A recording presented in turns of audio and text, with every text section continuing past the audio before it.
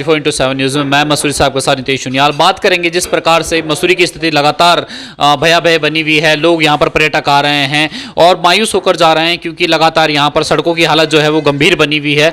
इसी को लेकर आज जो है वो कांग्रेस के अध्यक्ष यहाँ पर अमित गुप्ता जी के द्वारा यहाँ पर बैठक रखी गई थी। जानने का प्रयास करेंगे किस प्रकार की ये बैठक है और किस प्रकार से जो है वो शहर के मुद्दों को लेकर उनके द्वारा जो है वो बात की गई है। गुप्ता जी, क्या कुछ कहेंगे? आज आपने जो है वो बैठक रखी है यहाँ पर, किस प्रकार के मुद्दे और किस प्रकार के सवाल जो है वो आपके यहाँ के शासन या विधायक या मंत्री या अध्यक्ष, किस प्रकार के सवाल हैं आपके? देखिए, मेरा सिर्फ एक ही कहना है कि माननीय जो यहाँ के विधायक हैं, आज प्रदेश सरकार में काबीना मंत्री भी हैं, वो तीसरी बार यहाँ से विधायक चुने गए, लेकिन हर बार के उनके चुनावी एजेंडे में मसूरी में प्राथमिकता से पार्किंग, बेरोजगारी, आवास, चिकित्सा, इन सबों को उन्होंने अपने घोषणा पत्र में तो वो दिखाई देते हैं, लेकिन आज धरातल में उनके 12 साल के कार्यकाल में एक भी कार्य यहाँ पर नहीं दिखा है।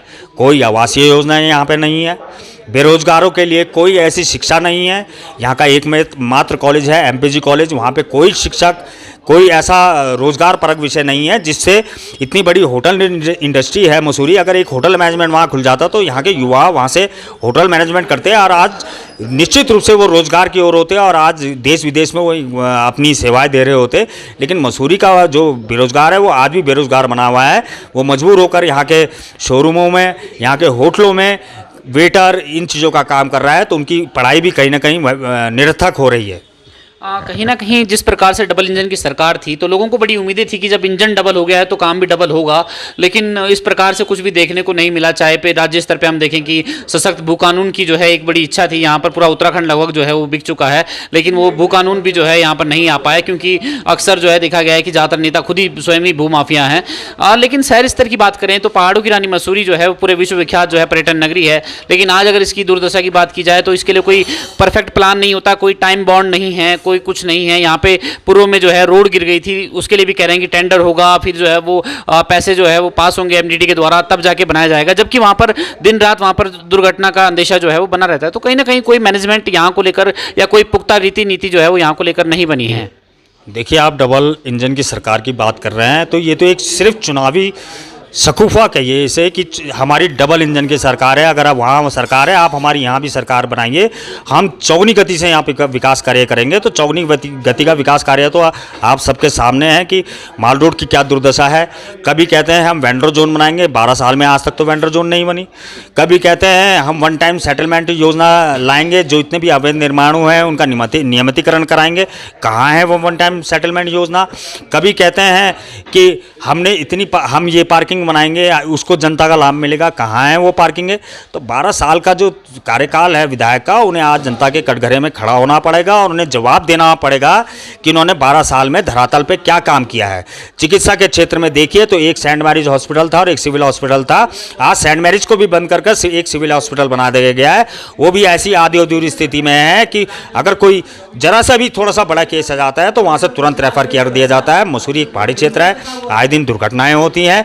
यहाँ तक कि जो महिलाएं, जो प्रसव के लिए महिलाएं होती है, अगर ऑपरेशन का कोई चांस पड़ जाता है तो उन्हें तुरंत देहरादून के लिए रेफर कर दिया जाता है। तो क्या यहाँ पर क्या चिकित्सा व्यवस्थाएं हैं? पर्यटन नगरी मसूरी है, लेकिन पर्यटन नगरी मसूरी में उच्च शिक्षा जीरो, चिकित्सा जीरो, आवास जीरो। तो किस तरह के विधायक हैं, किस तरह के मंत्री हैं? आप जनता के कटघरे में आइए और जवाब दीजिए कि आप हर बार छोटे छोटे प्रलोभन देकर उनका वोट तो ले लेते हैं, तो क्या उनका वोट का कर्जा आप कभी निभा पाएंगे?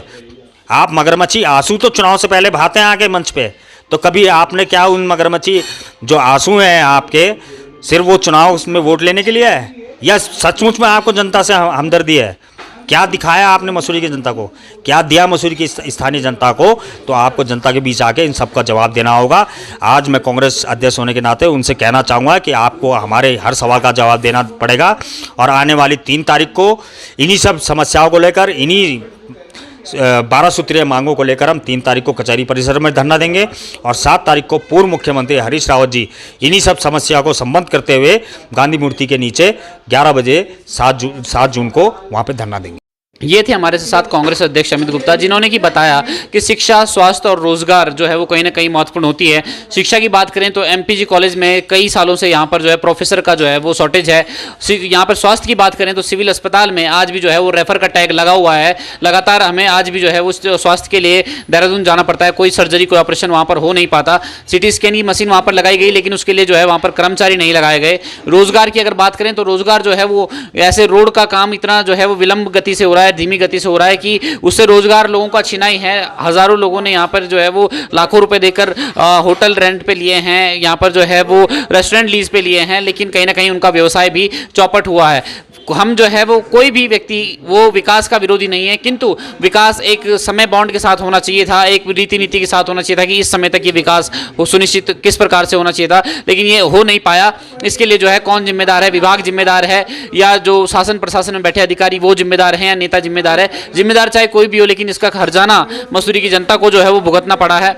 और आज जो है वो कांग्रेस अध्यक्ष ने ये प्रेस कॉन्फ्रेंस रखी थी और उन्होंने ये भी चेतावनी दी है कि आने वाले 3 तारीख को हम कचहरी परिसर में इसका विरोध करेंगे और 7 तारीख को यहाँ पर हरीश रावत जी जो कि पूर्व में यहाँ पर आए थे और उन्होंने कहा था कि शहर की अव्यवस्थाओं को लेकर वो धरने पे बैठेंगे, उनका भी जो है 7 तारीख को धरना होगा। तो कहीं ना कहीं ये अपने आप में एक बड़ी बात है कि आज जो है वो मसूरी एक विश्व प्रसिद्ध पर्यटक स्थल है। यहाँ पर वाकई में बहुत सारे कार्य हैं जो नहीं हो पाए। यहाँ पर पार्किंग के नाम पर पार्किंग बनी गई तो करोड़ों रुपए जो है आज वो धूल फाक रहे हैं, वहाँ पर एक गाड़ी तक नहीं लग पाती है।